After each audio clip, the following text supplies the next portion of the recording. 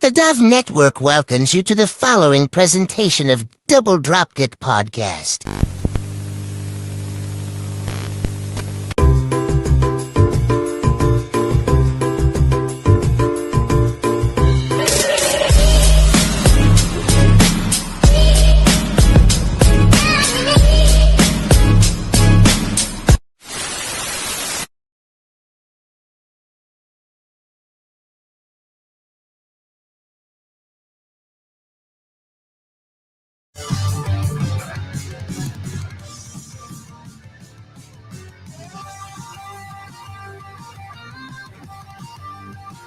You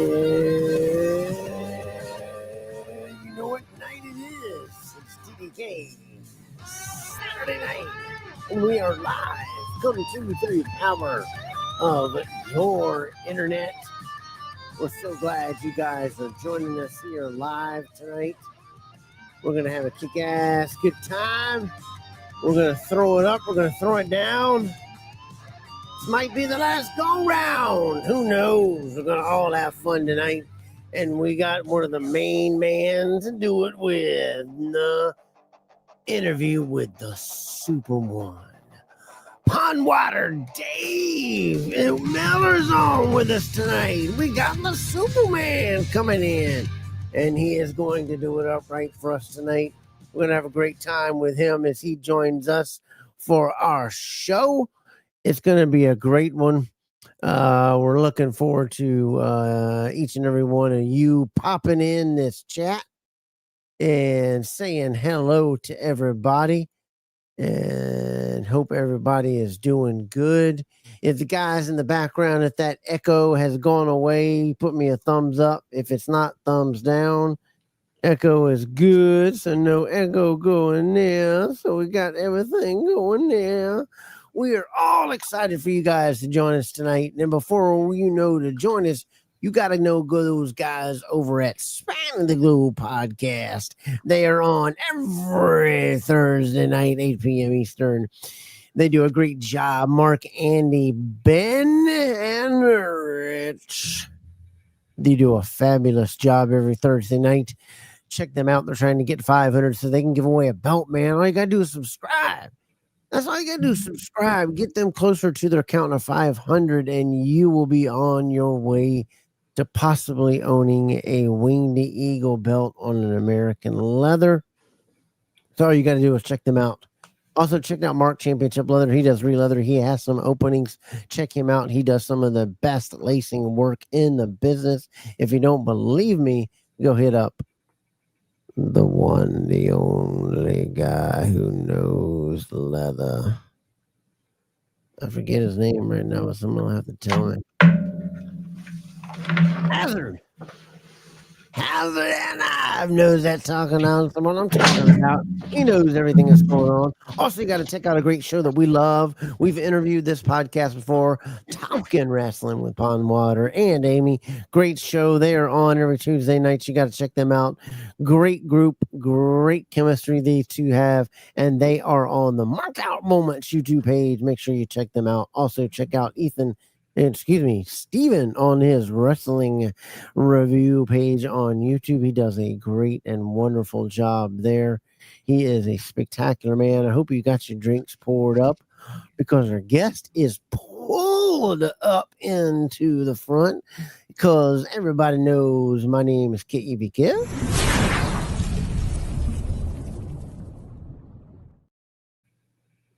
And also, everybody knows that my main man and partner in crime was Baghdadis from Some Hard Times, Big Easy, Mr. Ethan Thompson.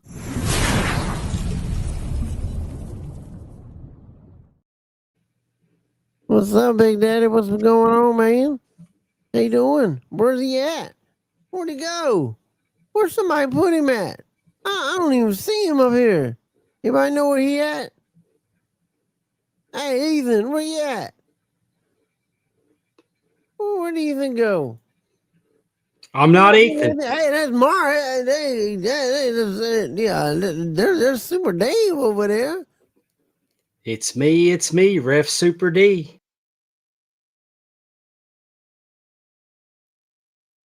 There he is. What's Hey, up? look at you. Look at you. What is a good word? Oh, what's the good word? What's going on with all the settings? They change them every week. Yeah, that's a sneaky bastard right there, you know?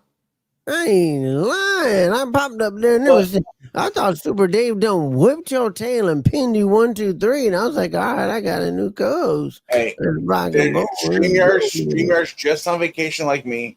Day one of vacation. Good.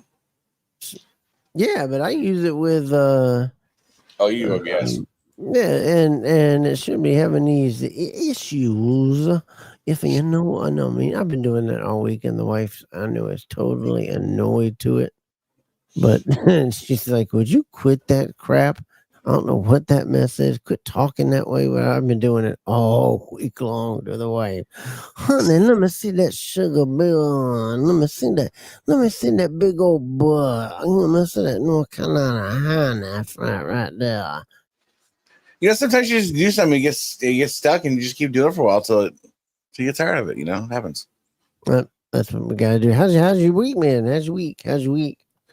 Week was terribly long, just terrible. But today's day one of vacation. I got 11 days off, Oh, so I did the responsible thing. My daughter's birthday today. You know, she's too big to hang out with dad now, so you know she's off with her friends and doing her stuff. So I went and dropped her off some gifts this morning, and then had to go ship a couple things, and then got some coffee and did the responsible thing. Came home, kicked at my feet. Then I was like, you know what? Time to be responsible. So I got up, cleaned the house, did the dishes, then took a nap. And here I are. Did the responsible thing, took a nap. I love that. I love that. Kevin and Ethan, thank you for prayers. I was fishing in a bingo card almost 3 weeks ago. All right. Everybody, what's up, everybody? Yeah, throw those up, throw them up. How's everybody doing in the chat? Hope you guys are all doing well. No echo, good. That is great. Stone Cold in the house already. Platinum already. That stuff. You never know what he a laughing about. That sugar daddy always a laughing. Your rusted, dusted Davenport now. Jim, how you doing, fella? You doing okay? Hope everything is going great with you. I hope everything is going great with everybody. Thank you, Jim. What do they got to do to be a part of the program? Take a couple seconds out of your life and hit that like button. Go to the subscribe, hit that subscribe button, and you know what? Just tune in. Drop a comment. Say hello. Say happy birthday. Hey, my birthday's Monday. So, I got the birthday Monday. So. Got the camera angle changed a little bit, too. We see a little bit more of the... It keeps moving like, I don't know. It's like, we got that. There you go. No. We want to know what's going on in the entry door. That's the closet. That door looked like you go to the good room. It's the safe room. Oh, and everybody already wishing us a happy hard times. I say I'm doing it again. Mark in the house with the DDK Saturday night. Hope everybody's feeling well because I feel like crap, but we're going to do it.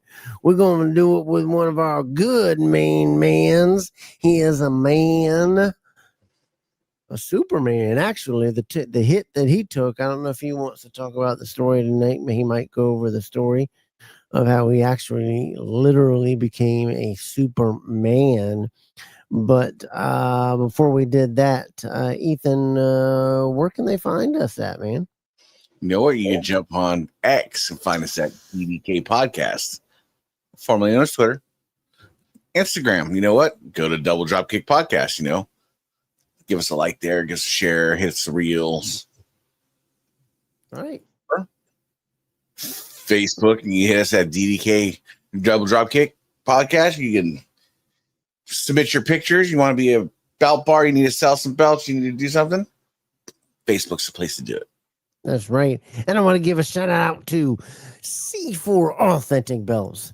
They are the only ones partnering up with C4 Authentic Belts, with the only ones giving you the official molds of the cast of the wrestlers and of the nice jewels, or I guess they're called the conchos, jewel holders, whatever you want to call them. Them things, them hold them shiny stuff.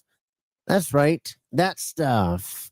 And he does it proudly. He's a great guy over there at C4 Authentic Belts. They do it up right. You got to check him out over at C4 Authentic Belts over on Facebook. He does a great job over there. And you also can find out all about them, their pricing, how to get it, how to talk to him.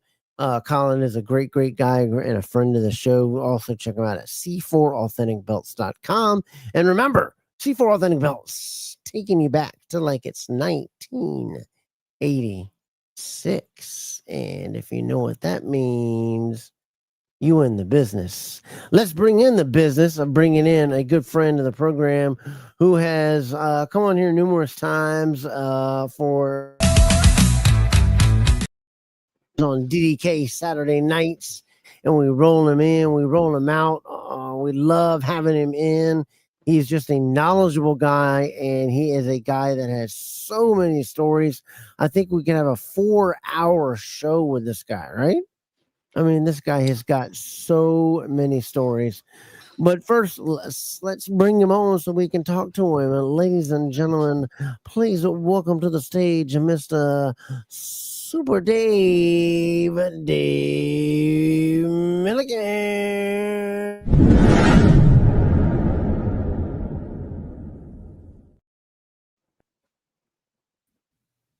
Hey there. How's it going, man? Dave Miller.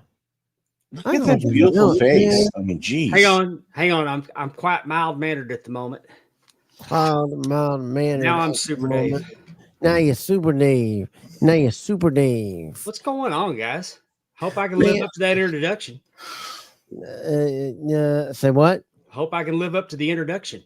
Hey man, you are the super king, the Superman, the one that has done it. You've been around this hobby since this hobby really turned into a hobby, man. I'm pretty close to a day wonder, but not. Yeah. I mean, I'm back in the Yahoo days.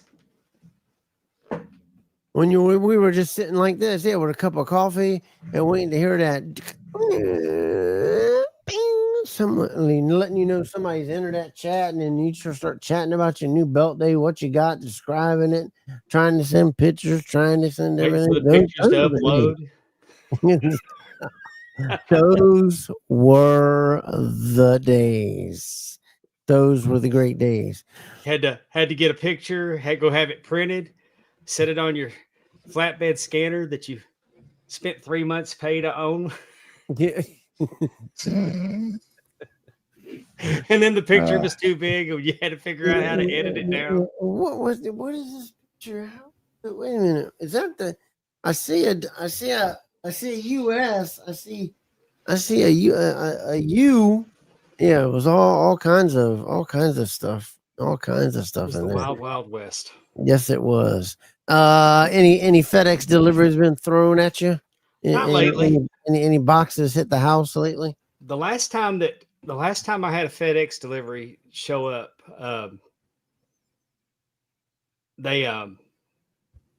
he didn't drop it, but he left it out. He left it out in the middle of the driveway, and it wasn't even mine. It was my neighbor's. And it was marked for like an overnight delivery. So it had been upgraded. So I went and took it. I went ahead and went across the street and took it to him. And when I say I go across the street, I mean, it's a haul. I mean, I'm not walking because it's like here, you're on the farm. You the house, you have to get binoculars with another set of binoculars just to be able to see the mailbox. But that must be nice. I dropped it over a fence though, so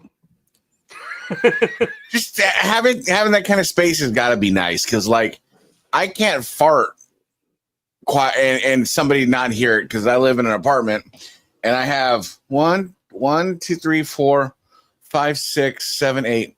I have 8 doors, front doors within probably 30 square feet of my front door. Yeah. This is I'm on 18 acres. I don't know how you do it. I don't know how you do it. Oh, it's rough. It's terrible, honestly. I can take the dogs out in the morning and I can pee with them and nobody's going to see me. Yeah, and I can keep walking for probably about 6-7 miles before somebody's going to see me, and then throw me in the back of the tail and then take me home. That's about all it. But Dave, you're one of these guys that just transcends what it means to be a hobby guy. You're throughout the hobby through everything. I mean, you're into the figures, the autographs, the signings, you're into the matches. You get involved in the actual events when they hold them. But we want to know, when did it all start? When did little baby Dave, Super Dave, with the little diapers on? I'm saying, do it again. I know how you feel because I've been doing Macho Man all day to my and noise her. Me and my wife. So what are you doing? I said, I'm thinking. I'm taking this around. Yeah. But when did the love start? Did you flip on the TV and there was boom, there was your wrestling match going on and the love started there? Or when did the love start for you as a kid or as a young one? Well, I can remember as a very small child, my mom turned wrestling on. It was on Saturday nights.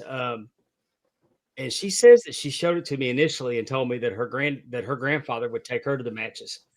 And all I really remember about that time was Ivan Putski.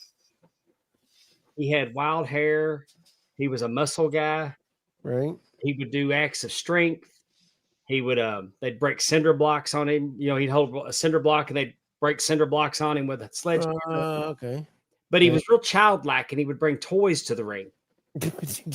And the blackjacks would come out and break his toys. Sounds like and then he would just go berserk on the blackjacks. I love Johnny. And then I kind of got away from wrestling because we'd watch wrestling and then we'd watch roller derby when wrestling went off. Right. And then I kind of got away from wrestling when Saturday Night Live started up. I've always been a fan of comedy. You got away from it when Saturday. Oh, okay. When you mean the Saturday Night Live SNL? Okay. Yeah. Okay. When SNL started coming on, I quit. Yeah. But I got home from work in 1982. I got home on a Saturday night, and my little brother was watching wrestling, and I started screwing with him like, "Hey, you know all that crap's fake, right?" God. And my mom told me to leave him alone. And there was this blonde-headed guy wearing a fur coat. Oh man, talking so much trash. Oh man, on my TV screen, and I was like, "Who is this guy?" And my brother's trying to explain to me that he's the world champion. He's Ric Flair. And anyway, as I'm eating dinner, I'm watching the TV with them, and they had training matches in preparation for Kerry Von Erich's title shot against Ric Flair. And right. Kerry drew Kevin. And my brother explained to me that that's his brother, and Kevin would put his hands up like this, and Kerry would drop kick them, and it was just they were like working out. And Ric Flair gets on the microphone, "Hey, hit him in the mouth, Von Erich, if you want him to know what it's going to be like to be in there with the world heavyweight champion," and just really being annoying. Well, Rick drew Brian Adias, and my brother explained to me that Brian Adias is Kerry's best friend. They went to school together. And Rick is just using him up. It's not even a training match. It's just Rick taking liberties with Brian Adias, pissing Kerry off. Just tearing him up? Yeah. So I tell my brother, I said, and the match is the following night, the Sunday night at Reunion Arena in Dallas, Texas, Star Wars. August the 15th, 1982. So I tell my brother, if you clean my bedroom for me, I will take you to that tomorrow night. Now, guys, I had no intentions of taking my brother to wrestling matches. I knew I couldn't get out of the house until my room was clean on Sunday. Right. He goes in there and he cleans that room spotless. And my mother said, "You're taking him." Oh. So we go down to Reunion Arena. We buy tickets at the box office. We are on the last row at the very top of Reunion Arena. And by the end of the night, I can't talk. I've yelled my throat out. I swear my throat's bleeding. I was hooked. I saw Harley Race versus King Kong Bundy. I saw David and Kevin versus Kabuki and the Dragon. I mean, it's just, and then I saw 2 out of 3 falls, Ric Flair and Kerry Von Erich. Yes, sir, baby. Oh my God. 2 out of 3 falls? And Alfred Neely was brought in from Mid-South to be an impartial referee, and he screwed Kerry, and Fritz hit him, and it was a whole deal. And, we're off to the races. So then the rematch is Christmas night, and Right. in a steel cage, and that's when the Freebird slammed the door on Kerry's head. And I didn't realize that I was a Ric Flair fan until Kerry beat him for the title in 84. But when I think about that, it was Ric Flair that brought me to the party. And then in 2022, I'm in the ring with Ric Flair, counting 3 as he pins Jeff Jarrett. My Lord. I mean, how full circle is that? So the year Gotta be just surreal. I miss It blows my mind, man. I miss her the year again.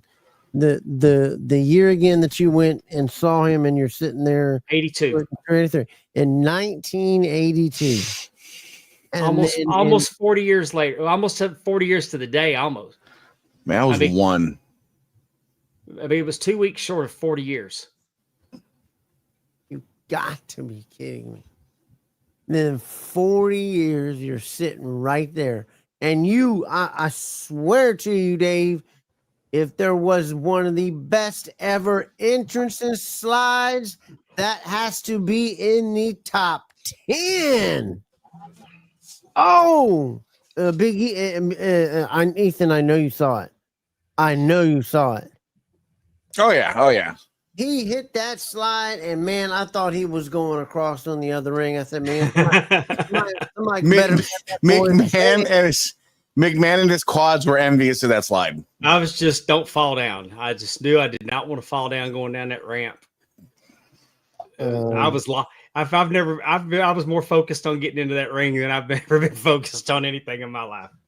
I thought somebody was gonna have to hook like you, like stick out their leg and stop you, because you were flying. Did you know how fast you were flying? And did you really realize how fast? I mean, that's adrenaline. Yeah, truthfully, they told me to go. I actually thought I went too quick. I was trying to wait.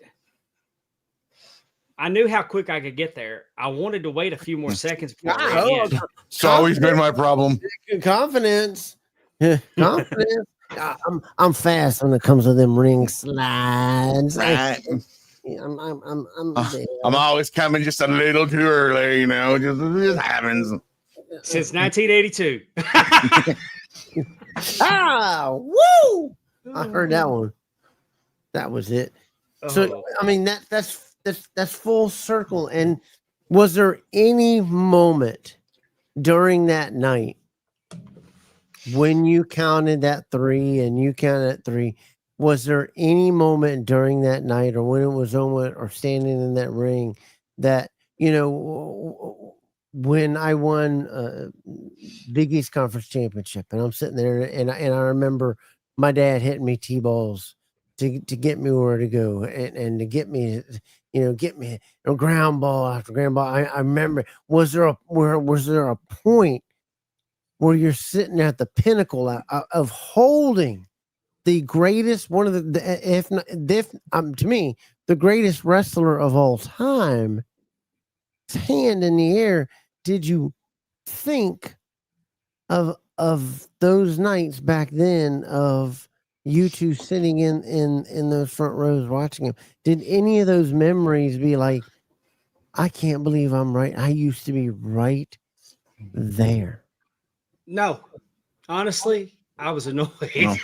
I was so annoyed because I was worried about Rick. Okay. I Well, was I worried. kinda I was figured genuinely worried about Rick. We were trying to get him some water, and he wouldn't respond to me, and it was pissing me off. I had the big gold belt, and I couldn't, and he wouldn't take it from me. Oh, why you just slapping him? Slapping but him. but I mean, it Slapping him. it all hit me when I got back to the locker room to change clothes. That's when it really hit you. That's when it hit me, when I was there and I was by myself for a second, and it just, I mean, because there's so much that was going on that night. Getting to go out and to do the bunkhouse match, the bunkhouse brawl. Right. That was dedicated to our late friend Mark Nielsen, and Mance won it, and I got to I got to give Mance the belt buckle and raise his hand, and We will. and then we got to see then I did the Von Erichs versus the Briscoes, and I went to the ring too quick, and I was just standing out there while they did the video package with Lawler and Jerry Jarrett in the locker room, and I'm just in the arena. It gave me a second to just look around the arena and take it all in, because I've never been in front of that many people. God, and I took it all in, and then the Von Erichs music hit, and it's so close to Stranglehold. Yeah. You know, it's that guitar riff, and man, it just, appreciate it. the energy hit me, and I had Road Dogg in my ear, and it's just, I went into Gorilla, and Michael Hayes was sitting there, and I'm trying not to lose my stuff. I mean, excuse me. And then I go with that word's okay. It's them other ones that get us in trouble here. And then I go back into Gorilla again, and the Undertaker and his wife are sitting there, and it's just surreal. Just the who's who of who was backstage, and then I was there getting to be a part of it, and I didn't let on that I was doing the run in to any of the other referees. Kyoto was the only one that knew. So you, wait a minute, you didn't know either, correct? Right? Or you did know, you just weren't letting anybody know, correct? Yeah, I knew. I found out that morning. Conrad called me off to the side and told me the morning of that was the plan. Oh, it would have been even better if it had been right at the moment. You probably couldn't have handled it if it had been. He purposely, like, everybody in our group chat knew that this was going to happen. I mean, it was the initial plan. Like, he always knew that I was going to get to be a part of the finish of that match, but he didn't tell me till the day of, because he knew I would have slept for a month. He seems. Can I ask your relationship with him? It seems genuine. It seems true. It seems. He seems, and I'm gonna ask this, and I watch videos, and I watch. I'm a subscriber to his stuff and his promotions and his stuff and all his. I don't know if people watch his podcast and all his stuff, but he seems like a guy that you could sit back and do what we're doing here and throw all those stories around and throw those childhood stories around and throw these things around. He seems like just one of us kind of dude, when to me he's not one of us kind of dudes, because he's got one of the greatest collections of all time of some of the used belts, in my opinion, that have ever graced wrestling hands. And is he just that chill? Yeah, he's just a normal dude, man. He treats everybody the same. Treats everybody the same. He does extremely well. He's got, but you wouldn't know it to meet him. He is he takes a lot of heat online from people that assume that they know how he is, and he's nothing like he's perceived. He's just a nice guy. He's a genuinely nice guy, and he genuinely cares about people. Well, that's what's awesome, because what I saw of him of doing the stuff of the C4, which I know he really in his heart probably didn't want to do, because it was going to put the belt in more people's hands. That was closer to the one that he had, but I kind of think of it as it's still not it.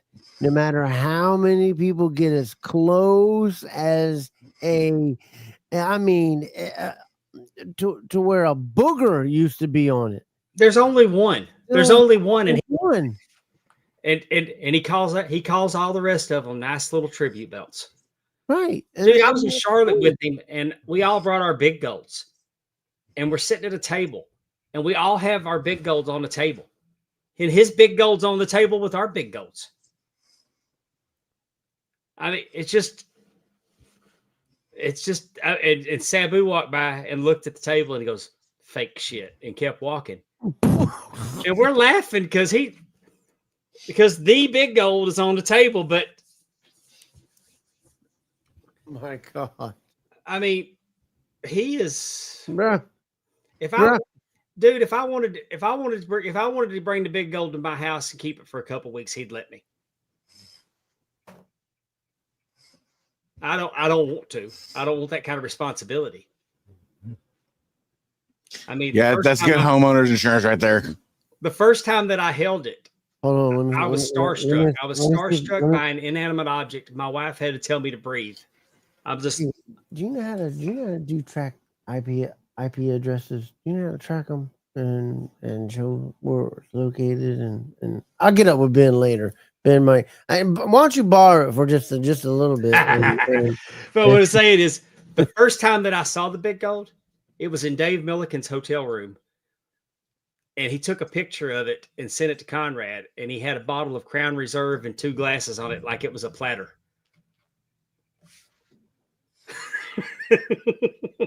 So we took the Crown Reserve off of it, and he let me hold it. And I'm sitting there, and I was so... And then I've been, then the first time I went to Conrad's house, we're out there posing with it, taking pictures with it. And, now it's like... It's really, no big deal. For Ric Flair's last match, it was there for a reason. It was working. That was going from Go ahead. Good. No, I was just saying, do you ever just kick back and go from your childhood thoughts, and you kind of look around and surround yourself and think about what you've done and who you're friends with and what your life's kind of like, and be like, damn, not too bad. Yeah. Yeah, I've done pretty good. I've done pretty good for myself. Right. For somebody that people don't know your background, and I just had a lot of opportunities, but the cool part about it is, if it wasn't for being a belt collector, I would have never had these opportunities. Being a belt collector, the friends that I've made, 2 of my very good my friend Mike Page that I talk to every day, him and Joey Corman got me into the wrestling business. Right. And then meeting Conrad, just hitting it off with him. Oh, we'll be seeing it, Mark, in just a minute. And it because I'm friends with Conrad, I've had some opportunities open up to me. I became friends with Bruce Pritchard, became friends with Tony Schiavone. I'm friends with Eric Bischoff. Now I'm friends with Jeff Jarrett. It's just friends with Road Dogg, friends with Hurricane. It was always just, but it's because we all shared a love of wrestling belts, and that's where it all stems from. Can you do me a favor? Say I'm friends with Kevin Davenport, and can you say that? Yeah, I'm friends with Kevin Davenport. That's where the hot times come from, honey. That's where the hot times hit you. And then I got to be a referee in Dallas. I started refereeing. Lance Hoyt And how did that was my trainer. How did that all start? I went to wrestling. Mike Page sent me to a wrestling school that I wouldn't get hurt at because I was going to wrestle. You wanted to wrestle. In 1984, I went to Doug's Gym in downtown Dallas trying to get into the wrestling business because I knew I couldn't wrestle, but I knew I could be David Manning. Okay. David Manning was my favorite referee. So then fast forward, I go to PCW in Arlington, Texas to go. My brother was a personal trainer and he worked with a trainer that wrestled. And we went to go watch him one Friday night and I saw guys wrestling that were smaller than me. And then after talking to Mike Page and Joey Corman and I are pretty much the same size, I went to wrestling school and I learned how to wrestle. And then decided that I wouldn't have been the worst guy on the show, but I wouldn't have been the best either. But they were going to do I got sold to, the refereeing got sold to me because they needed a heel referee. And I refereed a couple times and they said, we're not turning you heel. We don't want to do that. And then Lance kind of told me, said, I'm not telling you can't wrestle, but I'm telling you that it's my job to try to show you what your best path in this business to make money would be. And maybe you would be better served as a referee. And I'd already kind of, after I'd done it a couple of times, it was what I'd wanted to do when I was 18 years old. So I was, and also it figured out that instead of being in the ring one time for less than 10 minutes, I'm in the ring 3, 4, sometimes 6, 7 times a night, depending on the show I'm on. So I get a lot of ring time. I enjoy it so much. And it's because of the love of it. It's that passion, it's that love. And for me, it was baseball growing up. Getting in there, and then you get to college and you get to D1 baseball, and you're standing there in the D1 stadium, and your name's called out, and you're coming up to some music, and you're walking up, and you're like, I made it. I'm here. Now's the time for me to put on a show, which just a hip injury ended that, but you're there and the feeling is, and I don't know if you had that feeling. I did. I stopped for a second. I pulled out. I called time. I did an extra toe tap and I did an extra thing and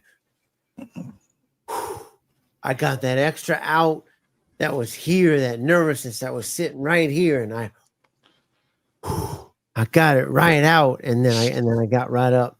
For me, it's the butterflies that build going up to the curtain, and then that going through the curtain, that initial rush, and it's never not a thrill for me to get it in the ring. So as long as I still get those butterflies, and I don't get nervous in front of people. Like everybody said, hey, was it hard for you at Ric Flair's? No, it's actually easier being in front of more people than it is. You walk in, you're on a show, maybe 50 people in the crowd. It seems a lot. I get more nervous for small crowds than I do large crowds.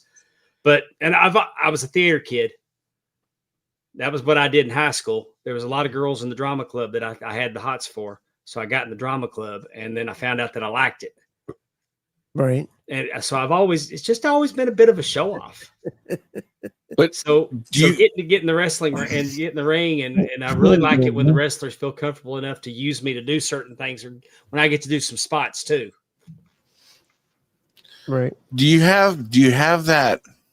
I'm going to call it the oh shit moment, but not in the way you're thinking of. Not the running out for Ric Flair or anything like that. Do you have that moment of refereeing that you just like never going to forget for whatever reason? Yes. Uh-oh. Yeah, this is the first time that I took a bump. It wasn't my first bump, but it was the first time that I had to run in. It was a run in and made a 3 count. And the good guy had gotten screwed. Nobody was there to count when the good guy was pinning. Anyway, the wrestler's name was Franco D'Angelo. He still wrestles. Mm-hmm. But Franco also danced at a club for ladies. Oh my. And he was a dancer, and so a lot of the girls that would go see him at the club would come watch him wrestle. Oh. So he had quite a huge female following. Anyway, he's trying to tell me what had happened to him, and he's pleading with me, and he gets frustrated and he boots me and he picks me up, puts me on his shoulders and gives me an F5. I don't remember what he calls it, but it was an F5. I took this F5 and I'm laid out flat down and the crowd starts chanting, "He deserved it." Oh my God. And I'm like, and I'm just laying there like head's exploding. This is the coolest. I can't believe I'm getting to do this.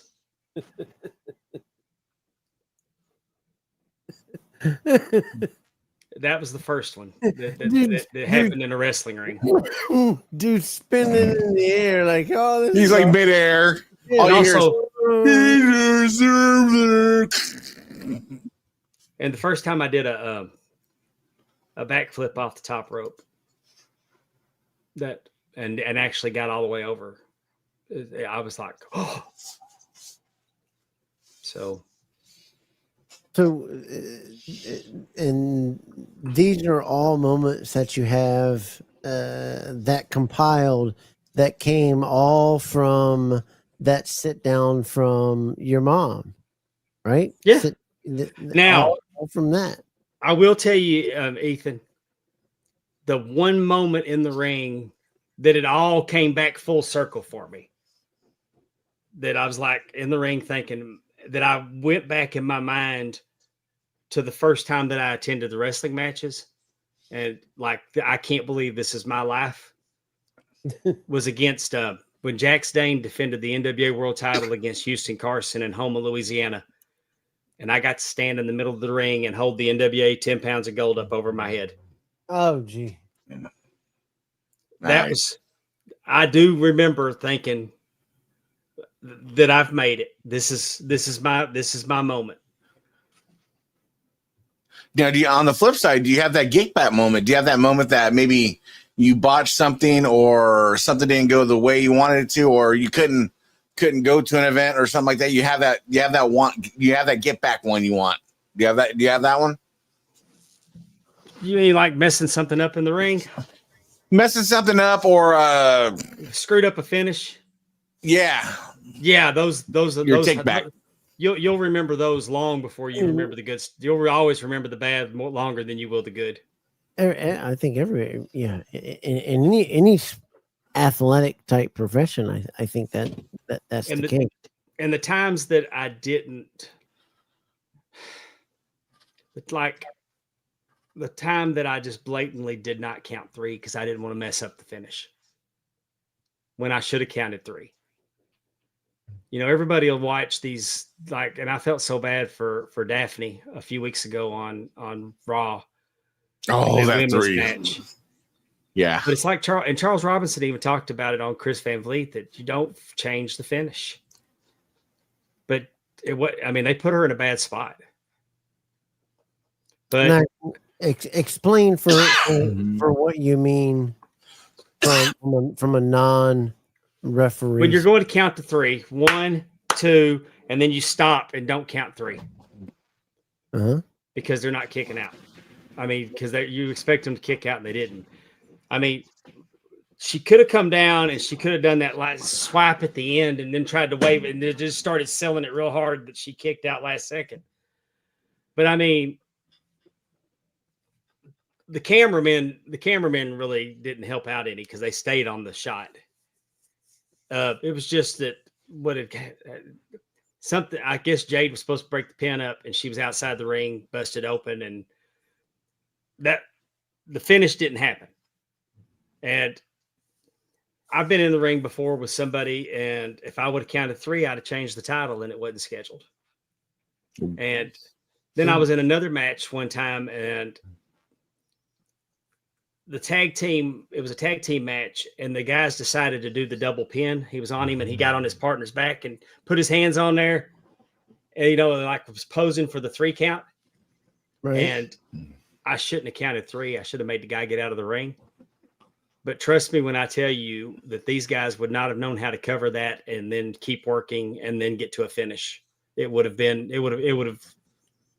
probably killed the crowd. And, it just made me so mad that they did that, especially because after intermission, there was going to be a Texas Tornado tag team match where everybody would be in the ring. Right. And I'm real conscious about if I know that we're using, like if I know we're working the arm in match 1, and then somebody's going to be working the arm in match 4, I'll say, hey, they're working the arm in match 1, and they'll switch to the leg. I've been around long enough that I feel comfortable enough to say, hey, what if we do this? Like just the other night, we were trying to do something, an opening of the match, and it didn't make sense. And I said, what if we do this? Because it doesn't make any sense I wouldn't have done that. How cool is that Cody took that selfie? He got our camera and he took the selfie. That's awesome. And he had security come get us and take us to a spot where he would make sure he didn't miss us. My grandkids are never going to forget that. And I'm never going to forget that either. But back to what I was saying. Wow. Back to what I was saying. It was, if something doesn't make sense, I don't have a problem speaking up and trying to make it make sense. Right. I get you. There's Big Rascal. Yeah. New champ. Isn't he a great guy? He was a great guy on our he's gonna do some good things on as he grows and he goes. Now, who did that logo for you? Rico Mann, The belt designer, the right. designer of the IWGP version 4 Right. and the IWGP version 3 and the Legends title. I mean, Rico has designed so many championships. Right. And he did this. He did the Super Dave logo for me. There's Wes Warren. Geo Savage. Love that guy. I may say I think you look in better shape than the champ here today. Hey, that's just me. That guy stays pissed off. Don't get him on me. And Geo is so. I love that guy so much. There's another one. And there's Cassandra Golden. She's not the BIW Women's Champion at the moment.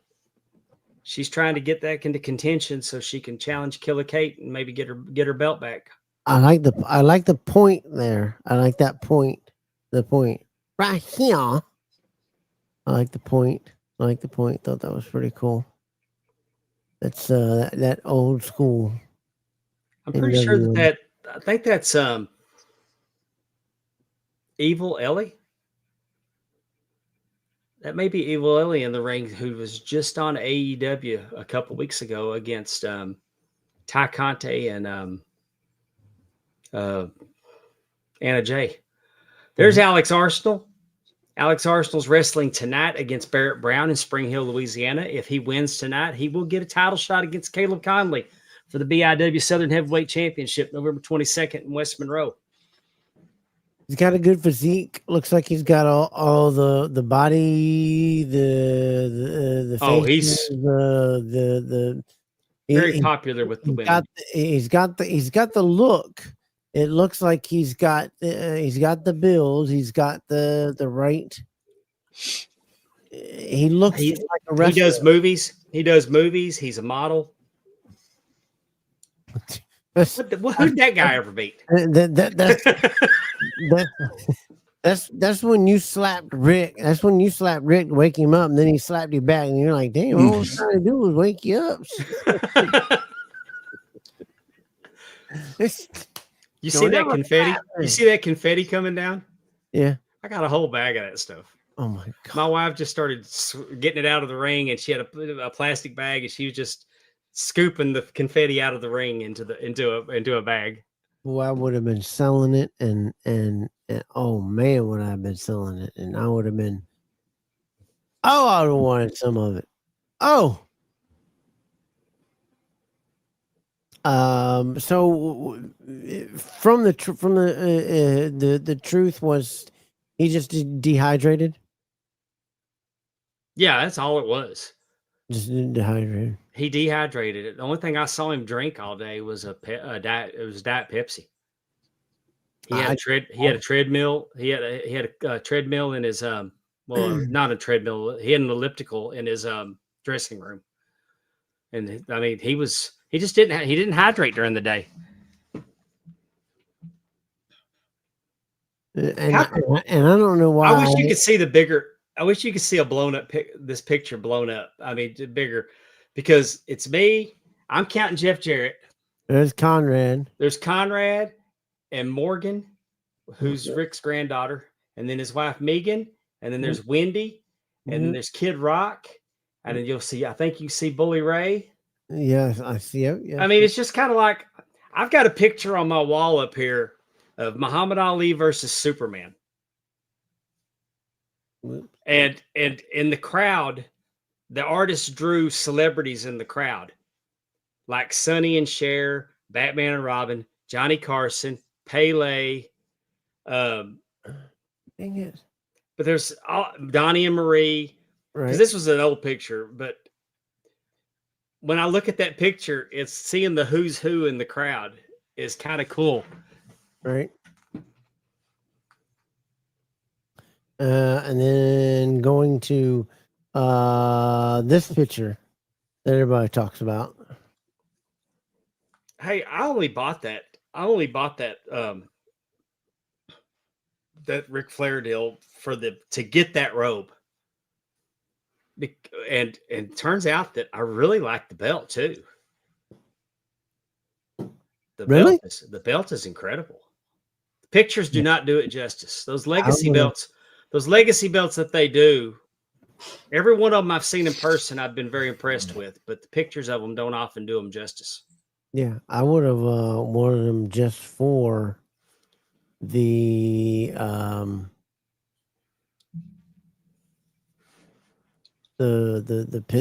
picture, the robe. Yeah, and when I got home that day and it was been delivered, that package weighed 55 pounds. Because the case weighs 30. Right.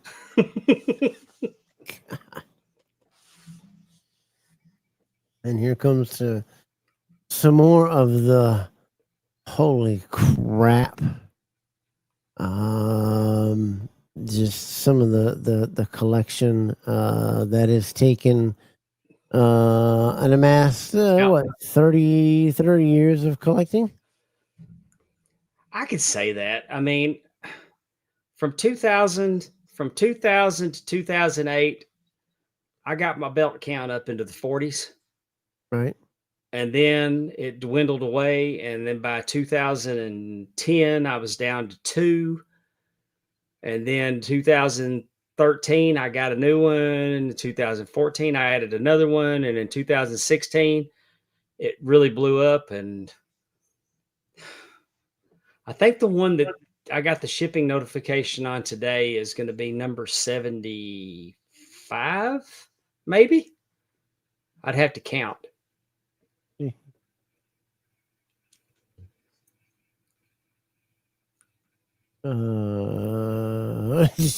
I'm looking at Ethan. Ethan's just looking in.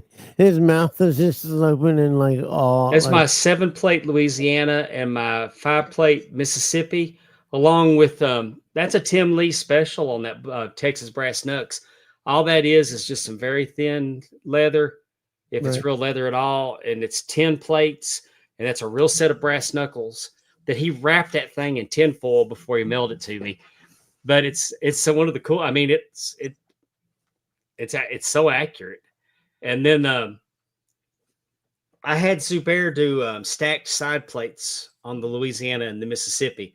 Then I had him do stacked on my World Class, and I actually had him. I've got an NWA television, not the World Television, the television that Tully had before they got a promotion. I love getting the stacked side plates on those old 70s model belts. Yeah, Muhammad Zubair did a great job on them for me. They were heavy, but they just look so good. And they actually, when you look at pictures of those belts from that era, they kind of look stacked. That on the top there's that World 6-man belt. It's a custom one based on the World Class. But Russ Miller bought me and Mike Page one, so there's 3 of them. And he gave me one and gave Mike Page one as a gift.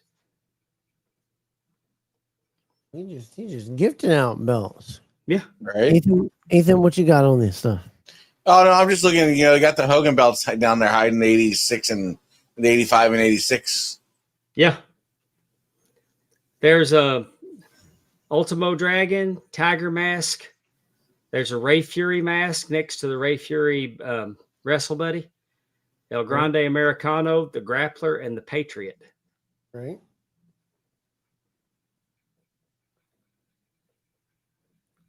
So I've kind of, and then I've got a, you'll see it in another one of the pictures.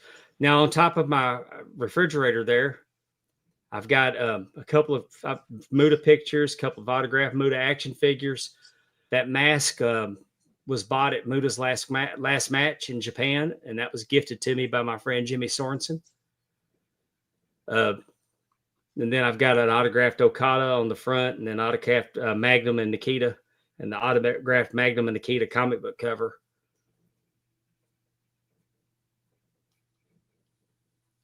That that just on your everybody has asked you this, and I keep asking you this too, and my brain keeps remembering, forgetting it. Is the way you use to hold your belts up like that? Those that push into the wall. They're 8-inch shelf brackets. And that shows Pipe. They're pipe shelf brackets. And what I've done now is I've got a piece of I just get a piece of wood, like a wood block, and I set them in behind there. So I close the belts up around the wood block, and that lets me put action figures and stuff on top in the middle to kind of, it's all like having a elevated shelf that I can display action figures. And like with my Thunder Rosa up there on the women's title, I've got I've got one of her action figures, and then I've got her little Wrestle Buddy. So say this. So say it again, because I'm on Lowe's again. So you used a just like a. I'm trying to think what you would call them. It's just a wood block, like a 2x6. Yeah, let me hang on. I got one right here. I'll grab it. God, you just slammed that down, didn't you? I need to send them some bell hangers. Oh yeah, you do. Yeah, hey, never let it be said that you can't get wood on the Kevin Davenport show. Hey, that's what I'm talking about. But I just put those on the. Oh, yeah! I can set those in behind the block. What? I mean, set them in right behind the belt, and then I can strap the belt around it, and then I can put the action figures or whatever I want on top of there. And you're not worried about any scarring or any points to the top layer, to the top corner of that belt. Uh-huh. Let's say when you're putting it in, I guess you're just not putting it too tight. No, it's just tight enough to where it'll slide a little bit, right? It tightens it up so it makes the belt stand up straight. They don't, because over time they just, like my Winged Eagle was just laying back because the leather just gets so worn sitting up there.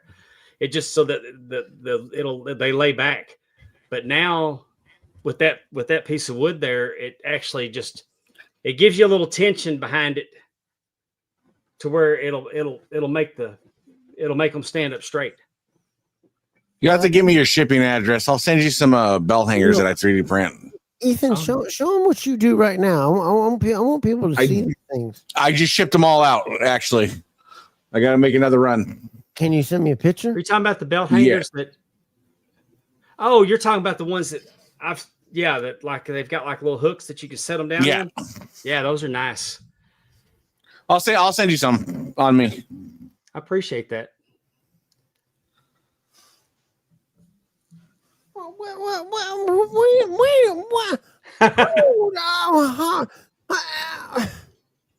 gonna, man.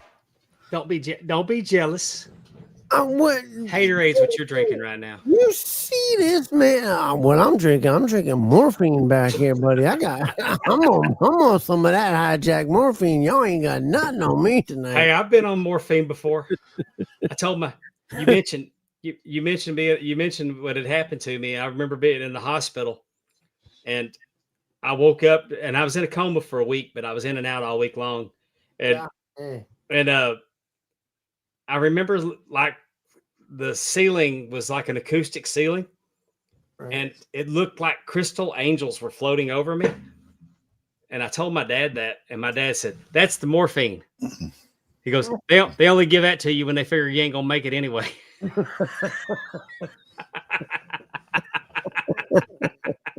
Well, they told me, boy, y'all better hush because I see them things right now. Oh, y'all go away. But just your collection in your room has amassed a collection over time, and then I see these little things like these little brackets that almost look like ropes. What is that there? Is that to hold the belt from sliding off? It's like I get in when you send me all these pictures, dude. I spend over an hour just looking at these pictures. Are you talking about? Oh, sometimes those pipe brackets, they have like a little cap on them, right? And but sometimes, now that I've got the blocks on them, I don't have the sliding problem. But I've also been known, those little, what do you call them? The little strips that you can hang pictures on the wall with. Command strips. The command strips. I have put a command strip on the pipe just to make it sticky where the belt wouldn't slide.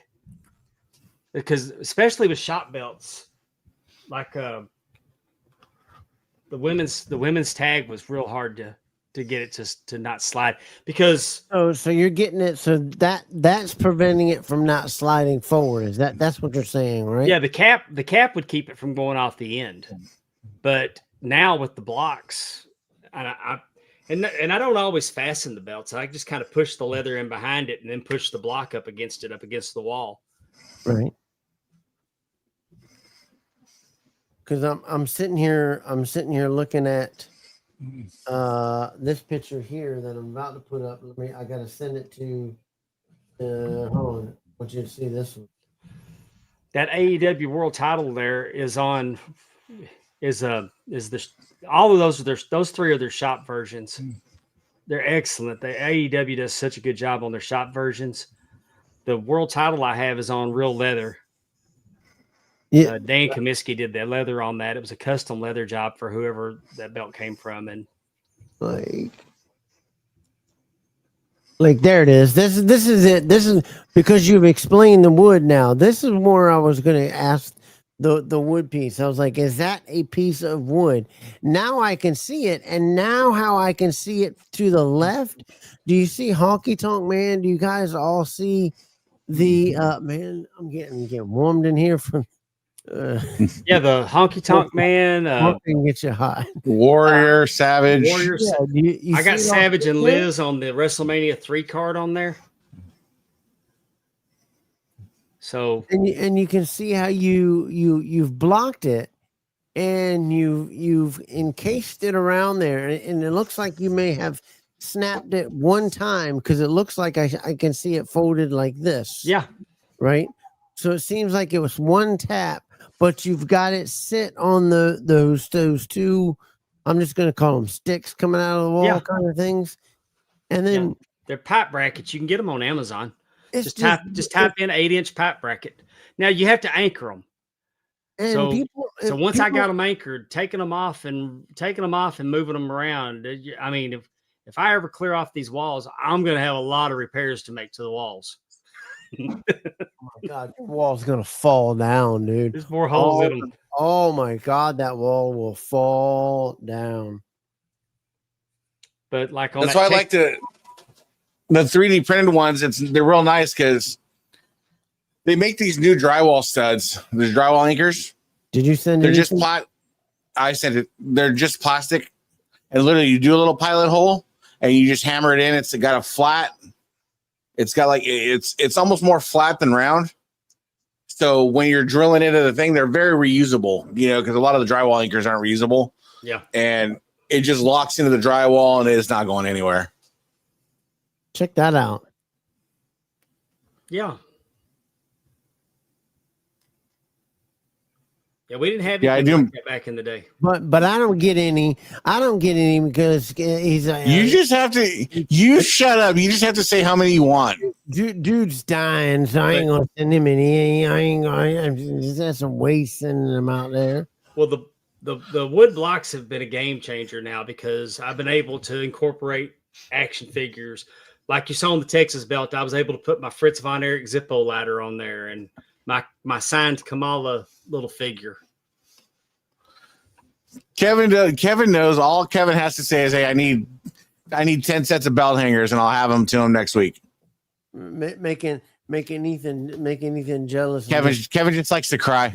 Just a little bit. I always do, man. Nah, if you want to make me jealous, pull up that even roll. Yeah, the even rolls. What kind of putter is that?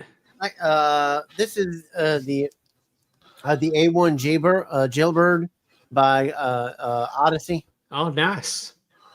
It was. I like a putter that I've gotten to the putters now that have the 38-inch on them because I'm able to grip down just a little bit more and use this as a counterbalance. They make these now for counter. It's easy for you to say. I'm more friend. I'm so medicated up. Counterbalance. There's a little weight in here that gives that weight going back and forth so that you can feel it. And they're 38 inches long in length for their putters. But yeah, I'm a big golf guy. What else do we like? We like Bentonardi. We like all kinds of stuff. Yeah, Callaway. I mean, like the older pings. I like a lot of the old Anser pings. I love those ones. Yep. Are you a golf guy, Dave? Yeah, I've been playing since I was 16. I'm not good. I enjoy it though. There you go. But I've always been one to lean on technology. I'll take technology over skill any day. That's all you gotta do. That's all you gotta do. I wanted to get to some more of these pictures here too, as we enter into our number 2, a little into hour number 2. As you guys know, Ethan, everybody here rocks out at the Double Dropkick podcast, and we do it every Saturday night. We do it, and we love all our fans, all the guys that jump in and jump out with us, and with Dave here. He wanted to say something. Dave brought a video that he wanted everybody to show as he was showing off his stuff. He wanted to show this video for us. Last but not least, I don't want to say I told you so. I don't want to blow our own horn, but toot, toot. He wanted to toot for everybody. Let's get into hour number 2.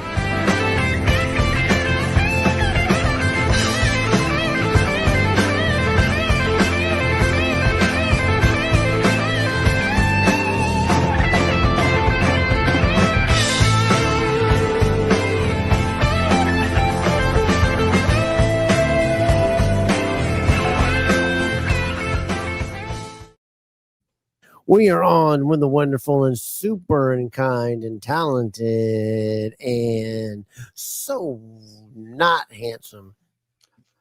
Lies. Regal. Very regal. The drugs are messing with him. I'm sorry. That was just our investigator just found out that was from the Bojangles champion. I'm sorry. We didn't catch that.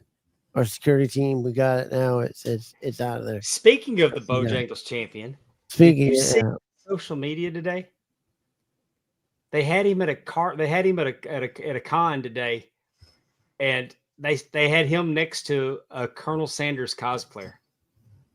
So the Bojangles champion and Colonel Sanders were in the building together today. Yes. How great was that? Yes. I actually had the version 2 Bojangles belt. I don't know why you didn't knock him out. that side chicken, that side KFC chicken. What's wrong with y'all over there? But anyway, let's get over here to these beautiful pictures here. There's some great pictures here. Before you go any further, let me answer Mark Maggard about. He's curious about who made my Texas belts. Okay, where is that? I'm sorry, The actual. Where was that one at? Okay, there it was. The second one down. I'm curious who made the Texas. Okay. Okay, the world class 84 version. That was made by Milliken. So that's Dave Milliken. Underneath it was the David Von Erich cast version, the Molkovic style. I think I'm saying his name right. I got that one on eBay. I don't really know who the maker was, and I had to send it off and have it re-leathered because it fell apart. It was the leather on it was so horrible, but I got it, so I really feel like I paid $200 for the plates getting it on eBay. But then I have a Texas tag team belt that's the cast style that I got from Muhammad Asif, and he did an excellent job on it. And those are my 3 Texas belts. There you go. But that 84 version with the original red paint job, I think, like God intended it.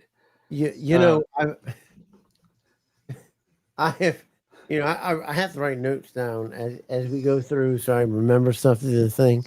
And this has been said so many times through the year that I've said this, that I've wanted to say to you. Remember to say this. Remember, I've circled this 3 times on here, and even though I circled it 3 times to say, here it comes again. Yes, you should charge admission to your man cave.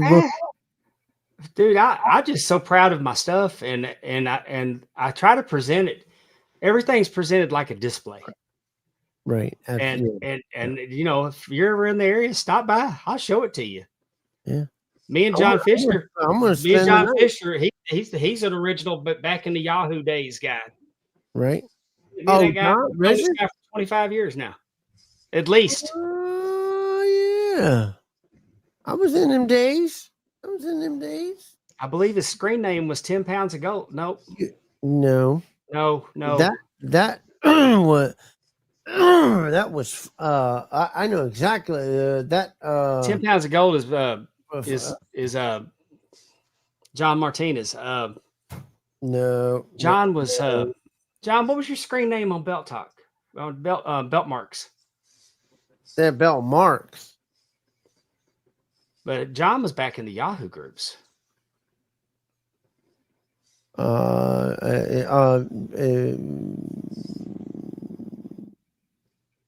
got the red TNT replica. Trying to see if he gets up and damn Kevin Ethan sending us any belt hangers. I don't have any connections to AEW, Carl. Scotty, I know people that work there. I'm so happy that they have a job. I haven't ever worked for them. I probably never will work for them. I'm friends with Ron, and I think Ron does a great job on the AEW belts. Right. So I bought the replicas, but I don't really. They're just there. I've started to list them and sell them several times, just because I don't really. I try to have things in here that I kind of have a little bit of nostalgia for in some way, shape, or fashion. Right. And let me get this up here. I want to show this. These ones here. Oops, that was the image file. I need share screen because there's too many of them to save tonight. That I had to do it this way. I felt like you were going to have a lot. I didn't know if you were doing PDFs of them, but no, I just share screen way. But this was, look at that. That's January 2005, Tampa Bay, Florida wrestle reunion. Now there's some people that and I'm not going to get into that. Some people are mad and some issues need to be taken care of, but still you can't knock that there's two icons there in the picture. Yeah, I mean Dave and Reggie, and it's Dave Miller and Reggie, the icons. Dave Miller and Reggie Parker. And I'm wearing a Florida Heavyweight Championship that Reggie made. and I look like I'm drunk, and I was. He was the one that told me. Nobody can hear that, can they? Nobody can hear any air. No, you're good. You're fine. He was the one that told me about when I was asking about belts and told me about the Dawn dish soap. And then he was like, hey, Rolex uses it when you send them back. You use Dawn. Soak them in Dawn. And to use Dawn. And I was like, oh, man, I'll get a... And I said, man, yeah, I can really get in things with the toothpaste. And he really did. When I was walking off with my wife, he goes, no. Do not use a toothbrush. That will scratch it up. Get one of your wife's makeup brushes and use that to get in there. Mm-hmm. And that'll get in there and get it all up. And he says, when you're drying it all out and drying it out, that you don't want them water droplet drops that you can see on some gold and things like that. He says, just take a blow dryer after you've wiped it all off and got it all as good as you can. Just take a blow dryer on low, blow dry it right on off. And that's what he gave me. That much is what Dave's working with tonight. Somebody asked me how big Russ Miller's penis was. You're giving him room. Oh, I gotta clip this part and send it to him. Oh man.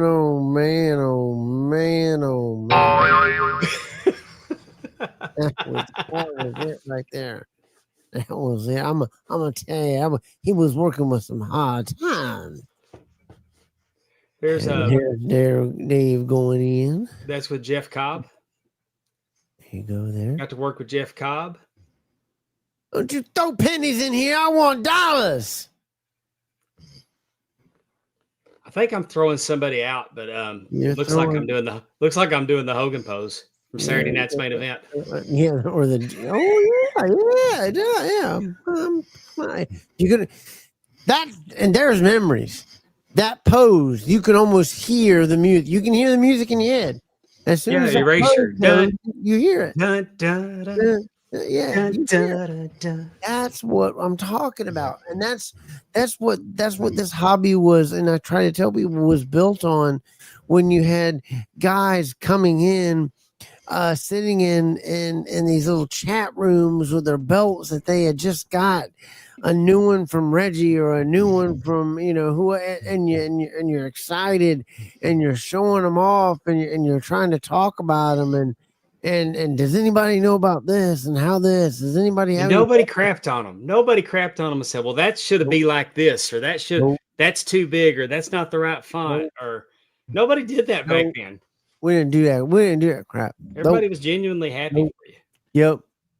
And everybody wanted everybody else's belt. It was awesome. It was about the belts.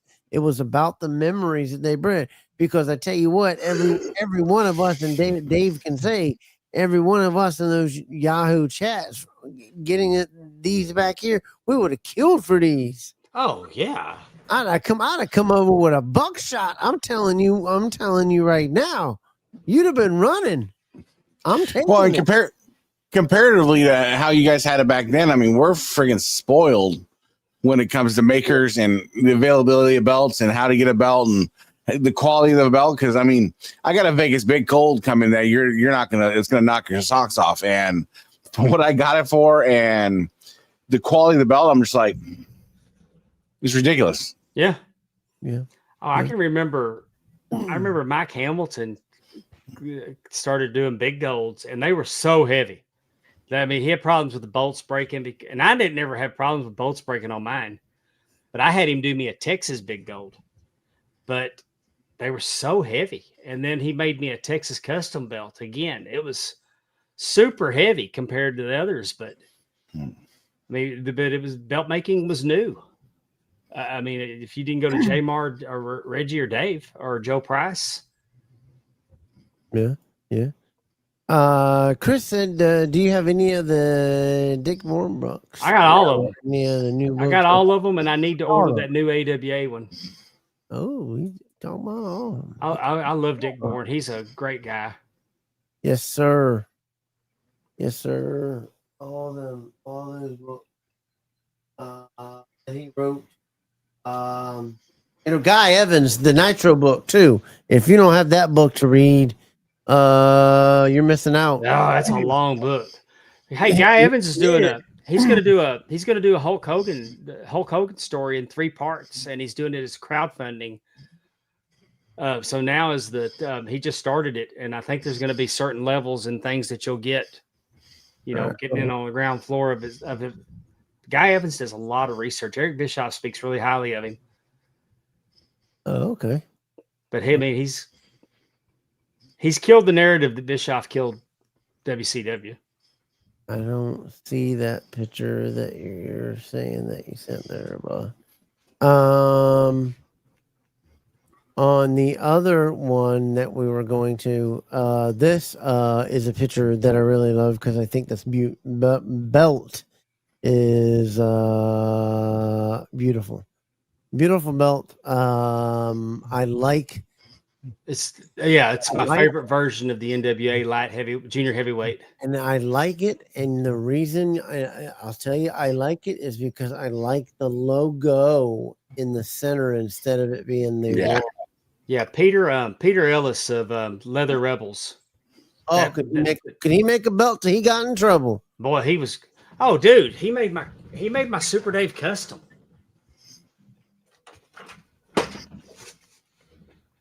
Yeah, that dude can make some belts. His leather work was. Yeah, I have second to none. I mean, I bought his original from who we talking about? Bojangles. Jay-Z. Yeah, I bought that one that Jay-Z had, the original. Oh, the NWA. Yeah, the 000 number 1. Yeah, I bought that one from him. But that was that's my other than the dome, other than 10 pounds of gold, that's probably my favorite NWA belt. And if I thought I could get somebody to make it even halfway close, I would. In the picture, this one here in the picture, right? Yes. That was I was fortunate enough to referee matches while Steve Anthony was the champion, John Saxon and Barrett Brown, who Barrett Brown was the last holder of that belt. If you got detailed pictures, I know a maker that'll probably bang that out of the park. Oh yeah. Oh, I got one too. It's just I've just never seen a good replica. I mean, I've seen good. I'm just not close. Pinfall? Is that who you thinking? I think he'd bang it out of the park. Pinfall can make some stuff. I do know that. I probably have detailed pictures. That is the actual holy crap Brass Knucks Championship that was used in Houston, last held by Bruiser Brody. And all they did was take the American Championship and attach a pair of brass knuckles to it. They did the same thing with the Texas one. It was a Texas belt, and they put brass knuckles on it. God, I think that patch can be seen by the moon, and they want you to know that you are the referee. Yeah, everybody in the galaxy is watching here. I took a picture with Tommy Young wearing that shirt, and Tommy Young was talking about how big that patch was. Uh-oh. Whose robe? That's Rick's robe. That was Rick's robe. Dude, look at that stove behind him. Just throwing that out there. Huh? Yeah, that's my first. Look at that stove behind him. That's my first trip to Conrad's house. Can tell whose house. That's the Conradison. But you see, you can't send me these pictures. I got a catheter in right now. And when you got a catheter in, poof, and you send some of these things in, oh, God knows you can't do this to a boy. I'd imagine getting a chub with the catheter is probably the worst thing imaginable. Oh, God almighty, man. Oh, And that robe is one of the ones that was cut up and given out in the little pieces in the 2K game. That's one. That's awesome. See, I mean, it's awesome, and like, just from a wrestling standpoint, now that my co-host is hopefully not chub anymore.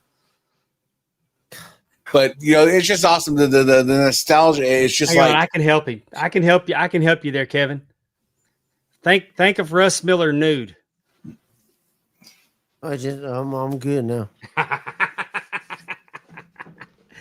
I'm good now. Do you ever on a humbly? I was trying to get around the other end. No, I gotta close that door now. Nope, you ain't getting up that door. Close that door. Come on, Kev. That's a hot dog down the hallway. Is it? Are you sure that is really the one that they put in that game and they cut up that robe? It is. I've got the. I can get the plaque. I can get the little. And that's just such. I can show you that. I've got the plaque on the. Just, I can imagine what they would have had to pay for that to do that. That's got to be a large check. I would imagine. Just such to destroy such history. Honestly, that one had a very, very bad stain on it, and even with the process that Ben at WWE tried to have it cleaned. And now was that a Rick stain or something that had got on it? No, it was just Space Mountain stain. And that's the other robe that they cut up for the 2K game.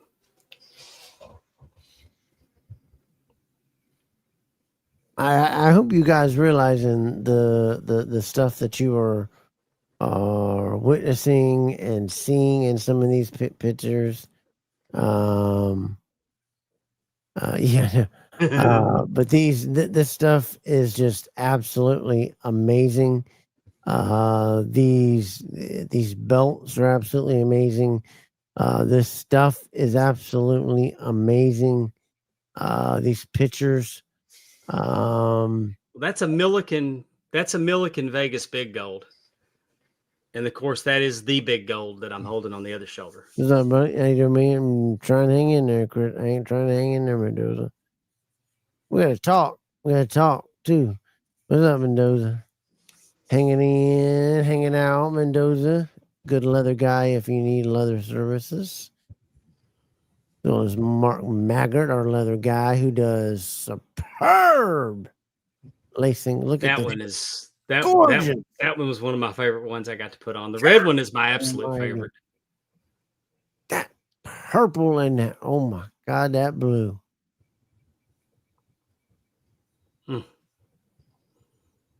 Yeah, for a while there, me and my buddies were like, "You may be cool, but you'll never be standing on the side of a mountain wearing Ric Flair robes cool." Jesus Christ. Where does it, maybe this is getting a little personal, and Conrad, thank you so very much for letting Mr. Dave come out there and stand on your mountain of glory, and then put that piece of history on. Yeah, buddy. Does he just keep them in a closet, or does he keep them? I mean, does he just hang them up in a regular closet inside, or has I've seen him hanging? At one point, he had them hanging on a wall. Just on hangers. I've seen them in the closet. It's just, I mean, now there was one that he had, and I didn't send you a picture of it. That he actually he sent it to like a company that does displays for stores and stuff. Okay. And so he had a mannequin. It's like a sports mannequin wearing a Ric Flair robe in a glass case with like glass and metal and then he had like buttons on it that you could push, and it would do Ric Flair sound effects. Oh my God! It was a hell of a setup. No way! And there's Oh, that's awesome. I think we took that picture in New Orleans at WrestleMania weekend. That is That was for it. They did a breakfast. They did a breakfast thing called Something to Waffle, and Dan Belt Fan Dan actually made Leather by Dan made that belt.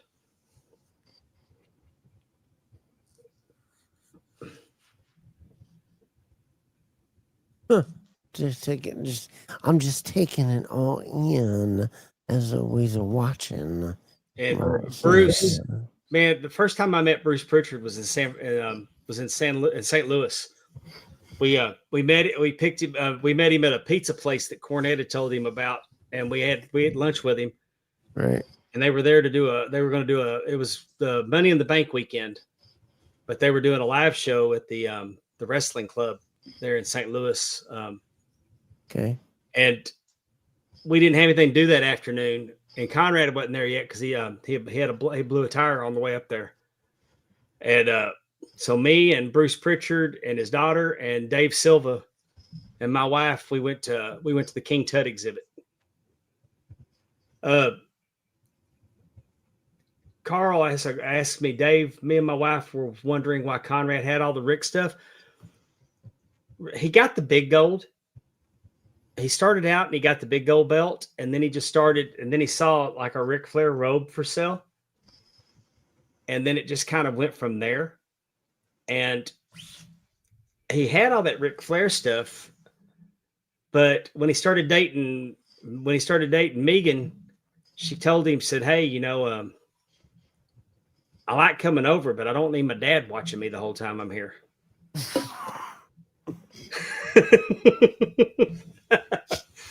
So, God Almighty! But I mean, Conrad, he collected a couple things, and then he met Rick, and he used Rick on for a commercial, and just started hanging with him, and they talked, because Conrad probably wasn't asking him a million questions about wrestling. They talked sports, and he was just a friend to Rick at a bad time in his life. Yeah, yeah. And that's just how Conrad is. But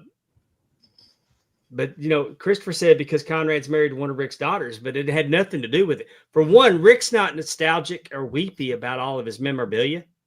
Right. He's just not. He may be a little sentimental now on some of it, but Right. at the time he wasn't. Conrad had the collection, and it's not just Rick stuff. He had all kinds of like Hogan boots, Dusty boots, trunks. He had the Oz gimmick. I mean, it wasn't just Rick, but really it all kind of slowed down once he started dating Rick's daughter. I got you. Yeah, we're going to talk about that. Gianni, I'll say it.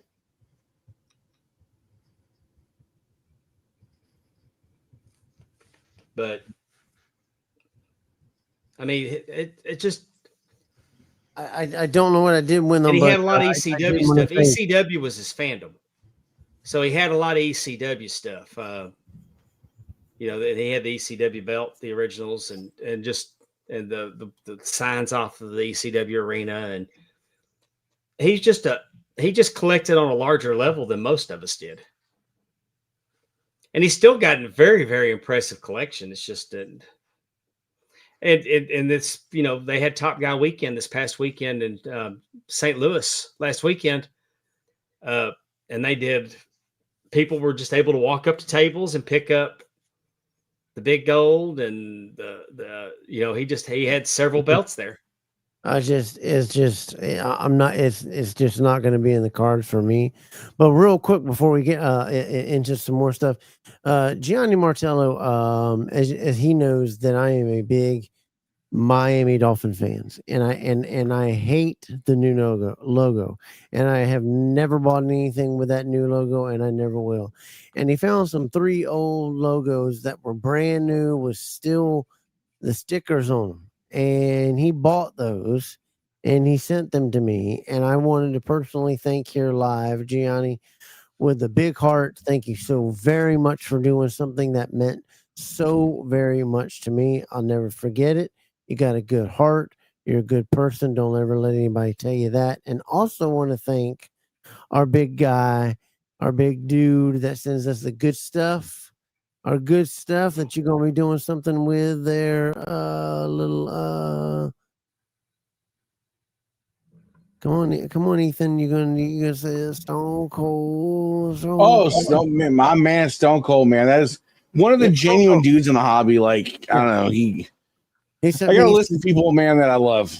He sent me some stuff, and I absolutely thank you for that.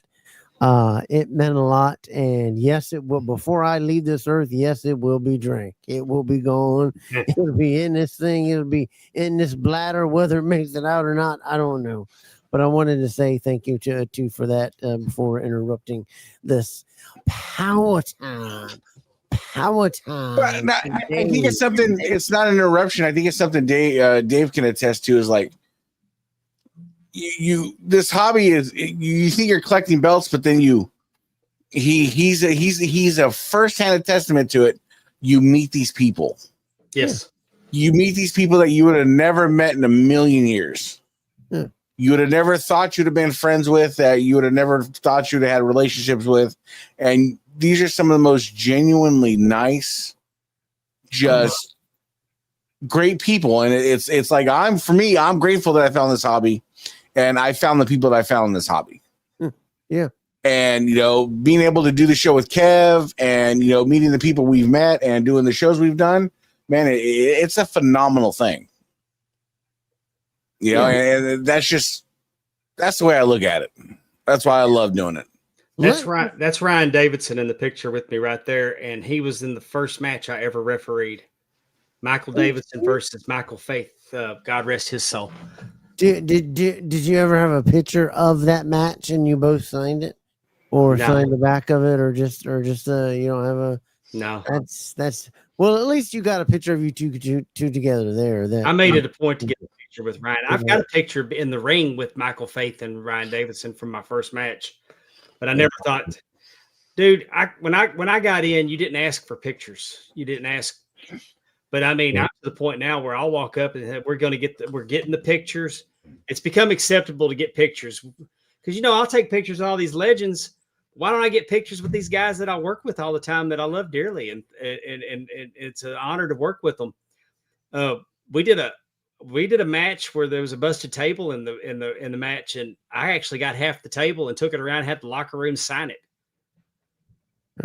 Right. It's hard to display half a table. Right.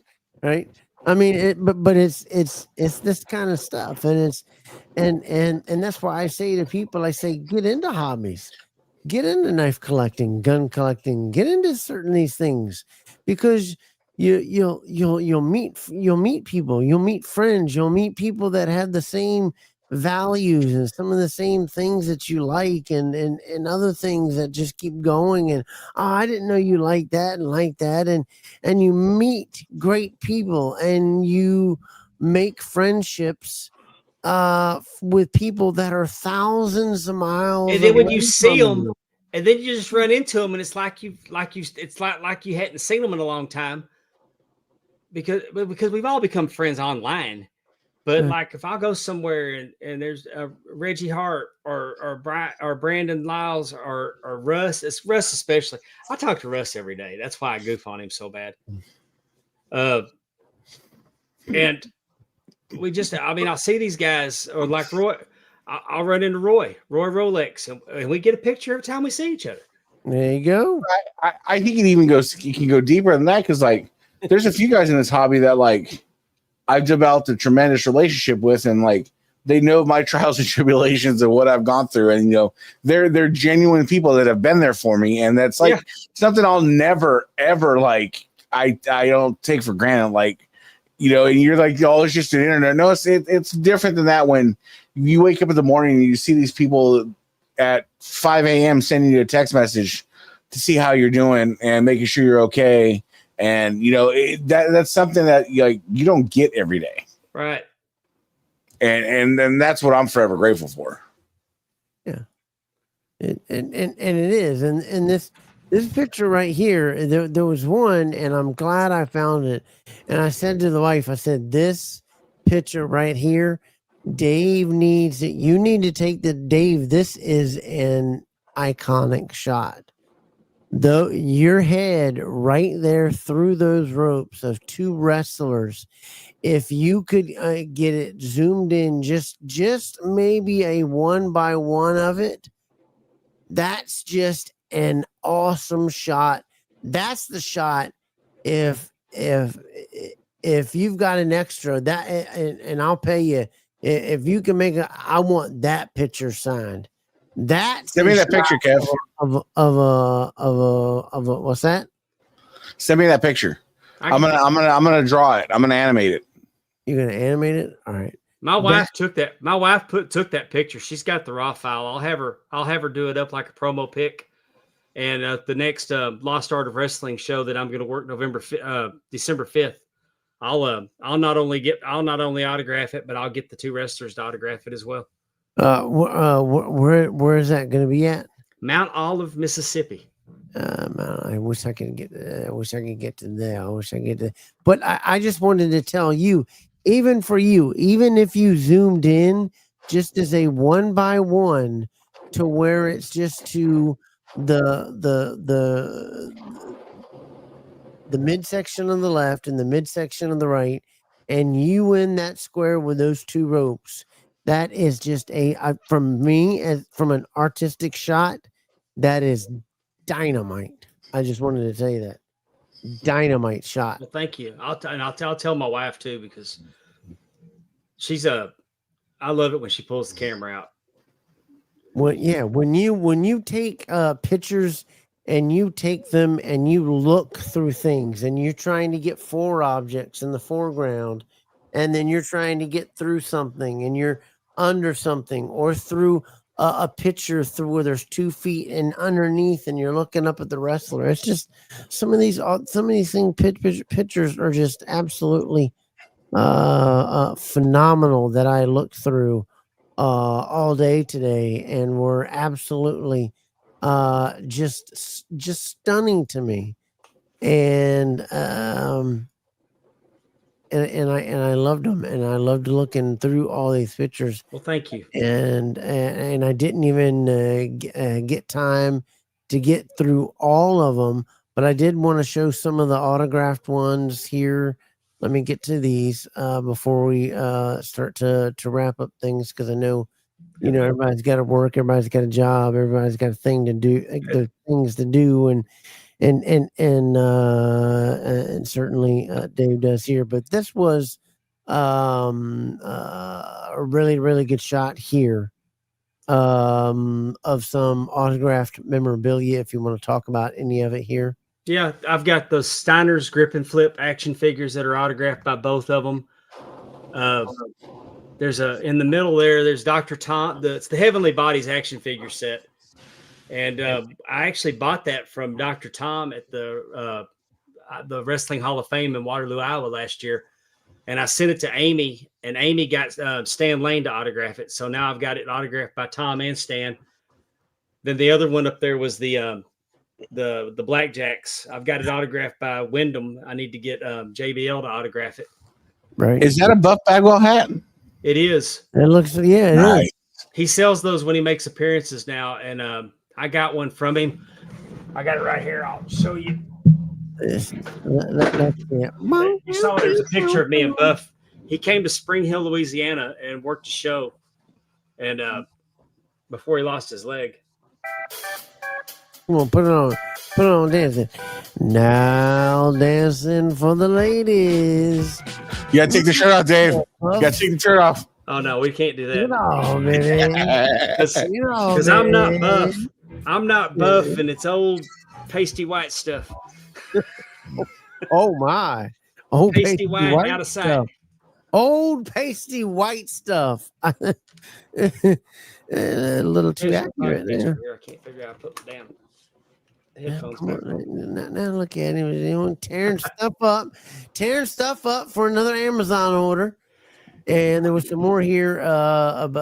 This was looks like Nia Jax. Yeah, Jax. And then you got all the. I'm assuming that Jay-Z hooked you up. Jay-Z hooked me up with the Bojangles cups, with all the Bojangles cups. and that's the Bojangles belt that's on the other side of it. Yeah, love the brother love. Oh man, that's one I want bad. Which one? The autograph up there, the classics superstars. Yeah, I've got the new one autographed also. That's awesome. That's killer. Bruce, I love Bruce. When I cut my thumb off almost all the way off a few years ago, and before I even got home from the hospital, Conrad had told him what happened, and Bruce called the check on me. I mean, he's just such a genuinely good guy. Awesome. That's a good looking, well made belt there. Yeah, I don't remember who made that. I bought it. I think I just bought. It was really cheap, but I would love that. I love that United States belt. And then it's in that old 70s style.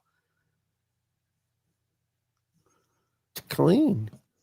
I'll say that. That's a custom. That was a custom Wahoo figure that I ordered. Okay, there's a custom. All right. And that other belt, the I just got that one. It's so cheap. Somebody had passed away, and my friend is helping her sell collection. Oh my God! Look at here! Everybody, look at here! Everybody, look at the screen! Oh, that's just paradise right here. This is who you know it is. Here they go! Double drop kick! Takes him down. Ricky goes for the pin. They have. Here it goes! Double drop kick! Yes, that's what I'm talking about. I got these, and I absolutely loved them. I love the little. You have that action figure? Yeah. I have yes, outside, but mine's outside of the box. Did you get the big rubber guys that they just came out with? No, because I couldn't afford them, and I couldn't find them. I couldn't afford what everybody's trying to die 1,000 here, 1,000. I mean, what are y'all trying to do to people? Them big rubber guys. I'm like, man, what are y'all trying to mean? I wish I'd had them big rubber guys. Some big rubber guys were killer. But hopefully they'll come down before I go down. Let me answer David Cummings' question real quick. He said, I wonder if Dan made the United TV title because the main plates look similar. Dan did make the United TV title. Mm-hmm. He does the belts for Dave Marquez. They've had a long relationship, but Dan's always done a really good job on Dave's belts for him. David Marquez does the Wrestling Network, NWA from Hollywood, NWA from Arizona. I mean, all those type shows is what he's talking about, and he's been using Dan for a long time. And that United title that he's talking about is a beautiful belt. Chris is saying, do you know that AWA World Title belt that Nick Bockwinkel held had two names? I'm not understanding. I know it was the inmate belt, but I don't know what else they would have called it. Yeah, maybe called it the license plate because it was made in prison. Maybe you can tell me in the chat if I'm right about that. I actually got a picture with Nick Bockwinkel and that belt in 2005. And it looks so awkward because Bockwinkel wouldn't let me hold it. But he's kind of like we look like we're in a prom picture, the way that he's holding the belt in front of me. It was really, really uncomfortable. I had the same hat, and it's awesome. That is it. Dave is the NW man. Are you talking about the crown jewel one that I just showed you? No, not yet. But I'll keep you in mind if I want to. There you go. It says keep it in mind. Keep it in mind. Finishing it off, the national, one of the most iconic belts of all time, too. I think. I love that style of belt. Yeah, it's the any Everybody had one. that with put it in the TV, you put it in the national, you put it in the all that style. The world class American was in that style, and it actually had lace. The leather was laced on it. Was it? Yeah, I think the leather's laced on the Hogan 84, if I'm not mistaken. I could be mistaken. Yeah. Yes, it is. I don't really care for that 84. I love the You're 85. muted, Ethan. You're muted, Ethan. 84 was laced, 85 wasn't. So the 84, he laced the 84 for WWF, and he laced the world class American. But that national belt you're looking at right there, that's only 2 millimeter. Those are 2 millimeter plates, and the backing is falling completely off of it. What? we need to get it sent over to Mark and let him get it fixed up for you. Yeah. That dude, I'm telling you, that guy's work is phenomenal for phenomenal pricing too. He does not. Oh, I'm a fan of Mark's work. Yeah, absolutely does some phenomenal work. Beautiful belt too down there. That's a 7-plate World Tag Team belt. It was one like Ric Flair held. Oh, there's the number. That's the number 2, right? Yeah, that's the second version of the Bojangles belt, made by Top Rope Belts. Yep, Top Rope belts. I need to get them to make me another something, but I just don't know if I have the time. But God, they make some good belts. He does. Their TV. I have 2 of their TV. And I love them. And he did them. He did them with the letters a little bit larger, and then he did them with the side side plates a little bit larger. And I thought it was just flawless. And then he did it in black with the background, the black. I thought it was just that mask is the.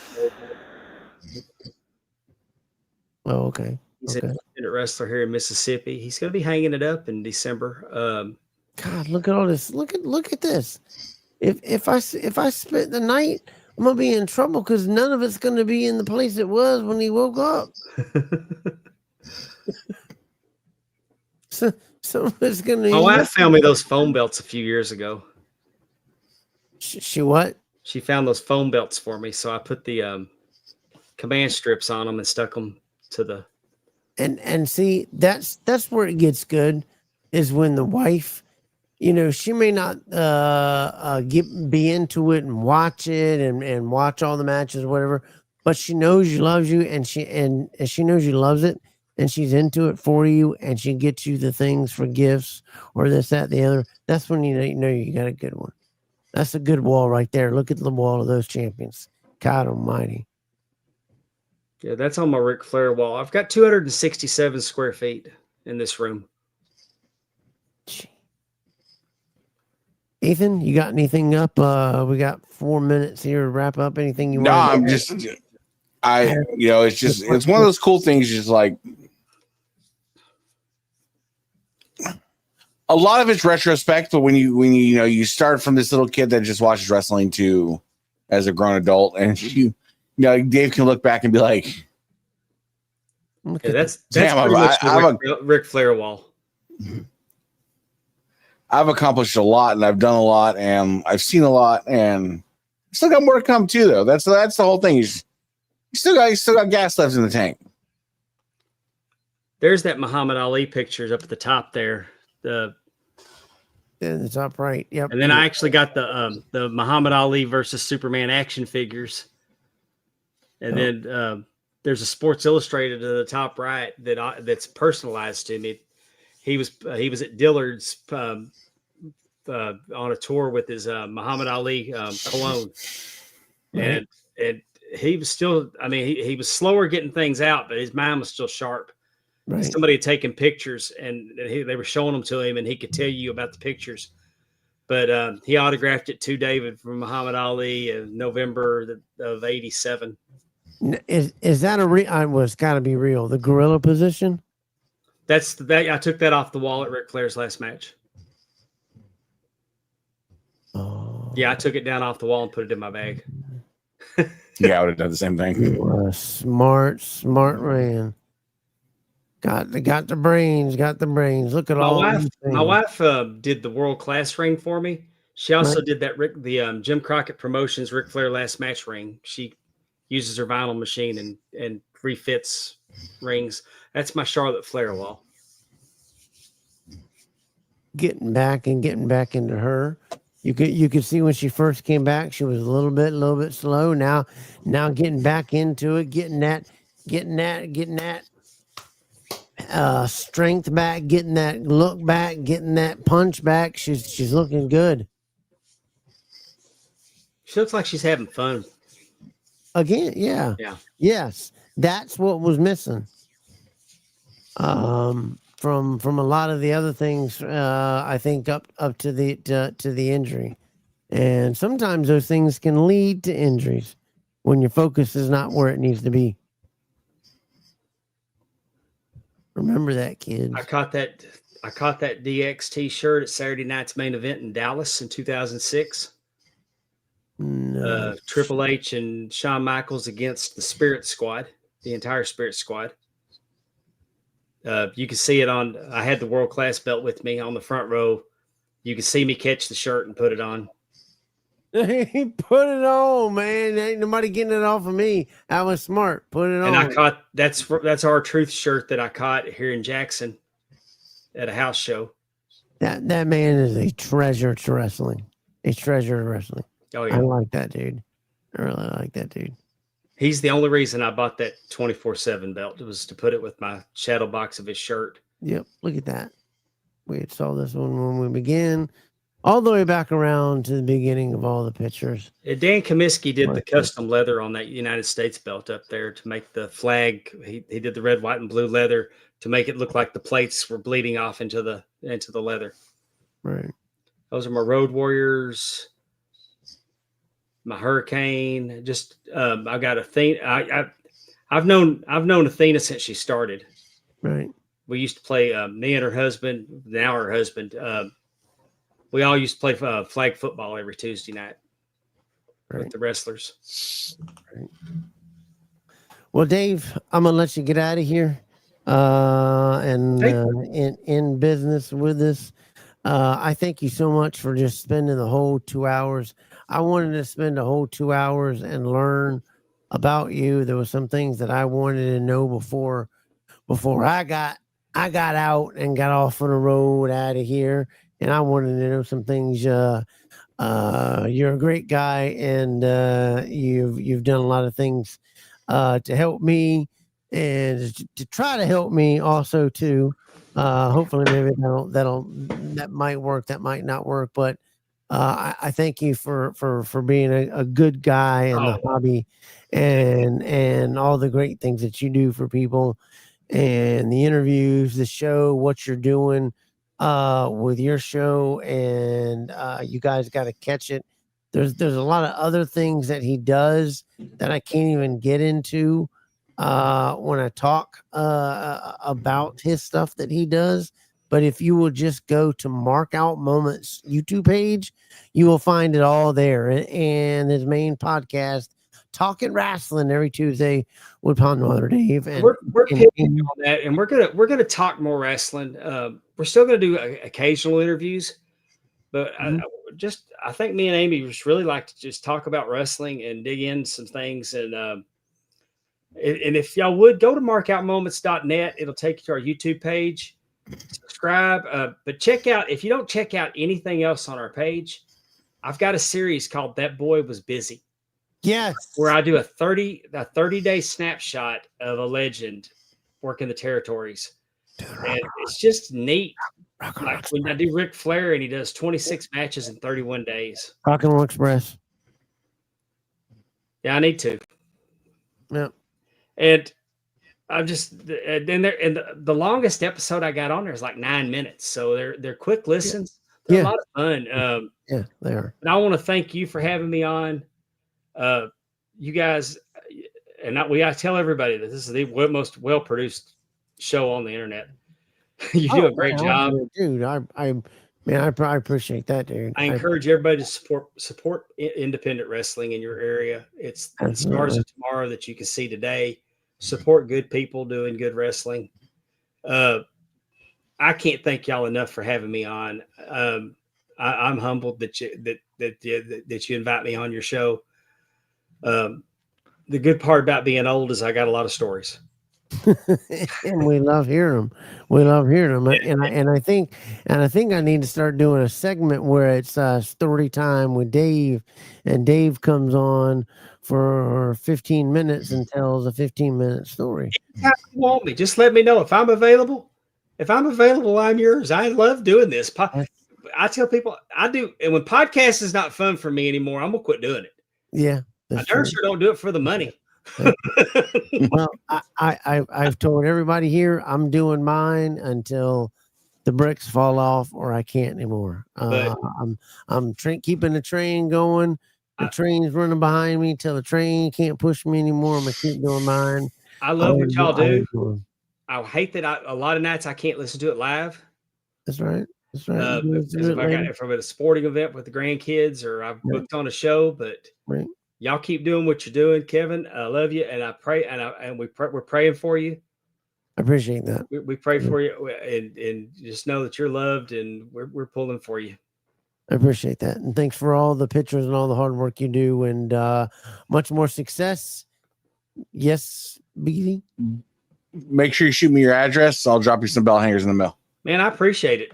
I really do. No problem. There you go. Mr. Super Dave, thanks so much. Take care, buddy. We'll see you soon, man. Thank you. Night, guys. Good night, man. What a great dude. What a great guy. He's trying to hook me up to get a great interview going. I've sent out that email. Hopefully that's going to work out, and that'll work out, and we'll share that out. But before we get out of here, we always got to do it. It is that night. It is that time, and it is the time where it's the picture of the week. So Ethan, say it. Ethan, roll it.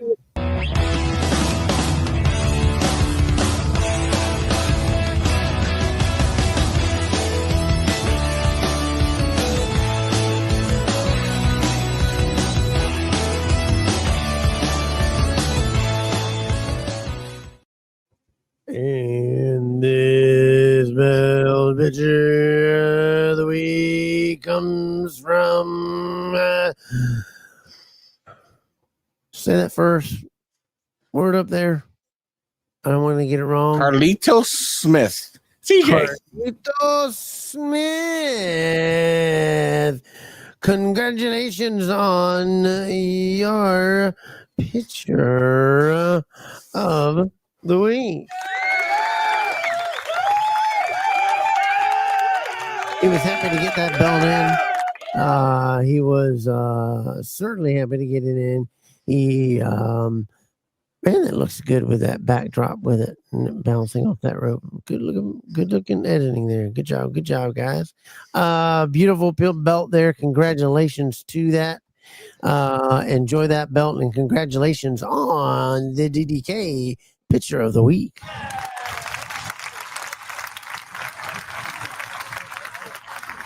And as you always know, we have done a new segment here where we are pushing things out and trying to get more figures. We want more figures out there. We want to see more. Everybody's behind these figures. Well, we want to see them more in groups. The belt groups, all belt groups say, hey, you're all wrestling related material is welcome to post it. So post those belt photos, and you might get selected for belt of the week. And here's this one's coming up, the belt of the week, figure of the week. Figure of the week.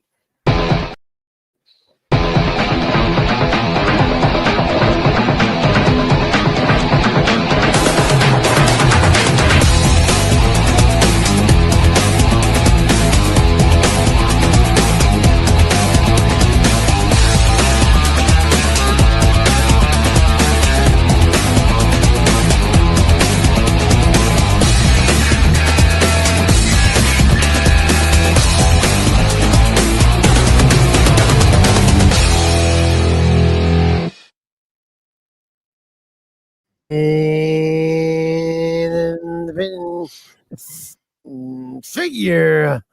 Oh, the way goes Chris Stratton. Look at that. Look at that there. Thing of beauty. Thing of beauty. He got a haul in there, didn't he? I'm telling you, that was a haul. Like the Stinger. Yeah, the Stinger is awesome. And I believe, is that an iron? Yeah, that's an Iron Anderson. Looks like Arn. You got Steiner, and it looks like Luger and Hogan. Just a great thing. And if you want your picture looked at for possible winning and being on here for figure picture of the week, all you got to do is go over and join the Sucker Free Zone over there, Championship Figure Brothers. They are the same guys that run championship belts, championship figure belts. Am I saying it right or am I saying it wrong, man? No, Championship Figure Brothers. Championship Belt Brothers. Excuse me. I am sorry for that. Medicine wearing off. They get the same guys who run Championship Belt Brothers. They run this site, Championship Figure Brothers. Awesome, awesome guys. Post up on that. Post your pictures of your figures on that. It's the Sucker Free Zone, Drama Free Zone. So we picked those pictures from there. And again, congratulations to Chris Stratton for figure picture of the week. Man, we've had an awesome week, have we not, there, buddy? It has not been shabby, brother. It's been a great week, man, and I'm gonna see you in 2 weeks. 2 weeks we'll have our next show, and as you know, we're every other week. Hopefully, we make next week. So you have a good one. Are we still going to talk about maybe working something for? Yeah. Okay. All right. Let's do that. Let's do that. I will see you, buddy, ladies and gentlemen. Ethan Thompson. We'll see you next week, buddy. Peace out, kids. As you guys know, we work very, very hard at this program to give you guys a show, a phenomenal show, and a hard show. And sometimes I apologize for some of the slip-ups that we have had here recently on the show, of pictures not being in the right places or guys being in a little later, not in the right places. It's just due to my health, so I apologize for that.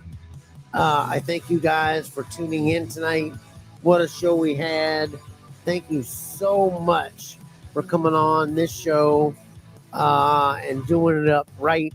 Super Dave, Pondwater Dave Miller, thank you so much for coming on the show.